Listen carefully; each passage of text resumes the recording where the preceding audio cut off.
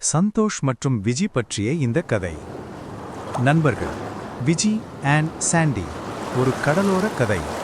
பகுதி 1. சென்னை கடலோர பகுதியில் உள்ள பழைய ஹவுசிங் போர்டு அடுக்குமாடி குடியிருப்பில் வசித்தவர்கள் சந்தோஷ் மற்றும் விஜி. சிறு வயதிலிருந்தே இணைப்பிரியாத நண்பர்கள். அவர்களின் உலகம் அந்த குறுகிய தெரு, கால்பந்து மைதானம் மற்றும் வீட்டுக்கு அருகிலுள்ள கடற்கரைதான்.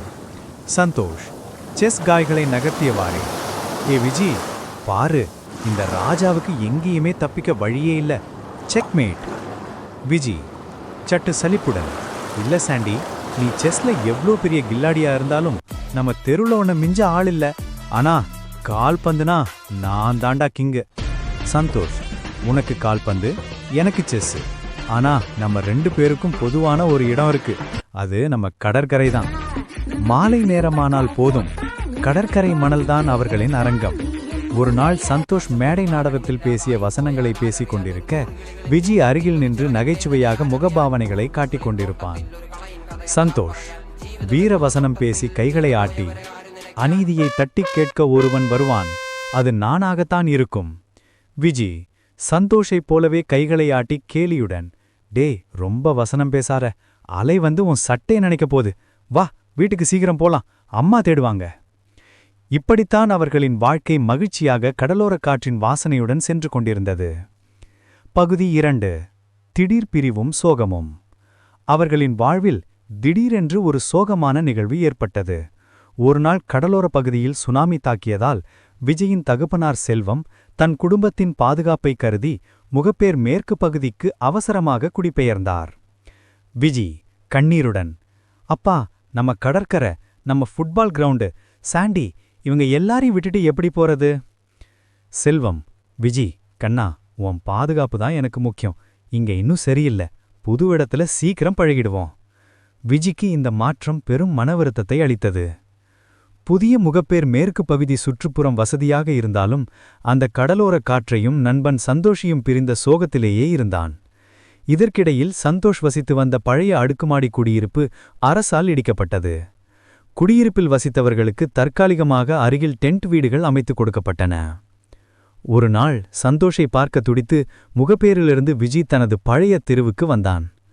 விஜி குழப்பத்துடன், என்ன இது, நம்ம பில்டிங் இல்லையே, ஒரே இடிபாடுகளா இருக்கே, சாண்டி எங்க இருப்பான்? அருகிலுள்ள தற்காலிக டென்ட் பகுதிக்கு சென்று விசாரித்தான். விஜி ஒரு பெரியவரிடம் கேட்டான். விஜி, அப்பா, இங்க சந்தோஷ்னு ஒருத்தர் தானே, செஸ் விளையாடுவான், அவங்க எங்க போனாங்கன்னு தெரியுமா? ஓ, அந்த பையனா, அவங்க இந்த பக்கம்தான் டென்ட்ல இருந்தாங்க, ஆனா இப்ப சமீபத்துல தான் பக்கத்துல புதுசா கட்டின பிளாக்குக்கு கூட்டிட்டு போனாங்கன்னு சொன்னாங்க. விஜிக்கு பெரும் ஏமாற்றம். புதிய அடுக்குமாடி குடியிருப்புகள் வானலாவ உயர்ந்து பார்க்க அழகாக இருந்தன. ஆனால் அரசாங்கம் அந்தந்த பிளாக் வாசிகளுக்கு வேறு வேறு பிளாக்குகளை மாற்றி மாற்றி ஒதுக்கியிருந்தது. சந்தோஷை கண்டுபிடிக்க முடியாமல் விஜி மனக்கசப்புடன் திரும்பினான். பகுதி 3. மீண்டும் சந்தித்த போது. காலம் சில ஆண்டுகள் ஓடியது. ஒரு மாலை பொழுது கடற்கரையில் அமைதியாக அமர்ந்து அலைகளை பார்த்து கொண்டிருந்தான் விஜி. அப்போது பின்னாலிருந்து ஒரு குரல், ஏ விஜி, இப்போ நீ அலைகளை விரிச்சு பார்த்துக்கிட்டு தான் இருக்கியா? செஸ் விளையாட வரமாட்ட? விஜி திடுக்கிட்டு திரும்பி பார்த்தான். ஆச்சரியமும் ஆனந்தமும், சாண்டியா, நீதானா? எப்படினா இங்க? சந்தோஷ் சிரித்துக்கொண்டே, நான் தாண்டா, நம்ம ஏரியா, புது பிளாக்ல என் ரூம்ல இருந்து கடற்கரையே தெரியுதுடா. ரொம்ப நாளா உன்னை தேடின, நீயும் என்ன தேடி வந்திருப்பேன்னு தெரியும், ஆனா அந்த டென்ட்லலாம் நீ என்ன பார்த்திருக்க முடியாது. இருவரும் கட்டி அணைத்து கொண்டனர். பழைய நினைவுகளை அசை போடத் தொடங்கினார். விஜி, நான் இங்க வரும்போது நீ இல்ல, ரொம்ப மன வருத்தமாக போயிட்டேன்.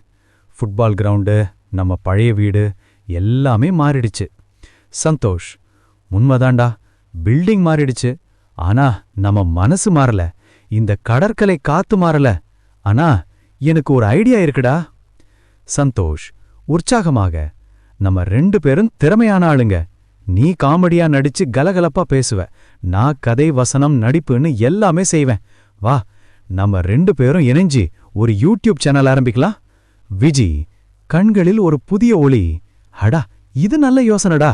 எனக்கு பழைய நினைவுகளை அசை போடவும் ஊற பார்க்கவும் பிடிக்கும். நம்ம வீலாக்ஸ்ல நம்ம வாழ்க்கை கதையே சொல்லலாம், பேட்டிகள் எடுக்கலாம். சந்தோஷ், அப்போ சேனலுக்கு பேரு? விஜி சாண்டி vlogs எப்படி இருக்கு? விஜி: சும்மா கிழிக்குது சாண்டி. நம்ம வாழ்க்கையில ஒரு புது அத்தியாயம் ஆரம்பிக்குதுடா. இருவரும் கடற்கரை காற்றில் மகிழ்ச்சியுடன் தங்கள் புதிய பயணத்தை தொடங்க முடிவெடுத்தனர். நண்பர்களின் பலமே அவர்களின் புதிய சக்தியானது.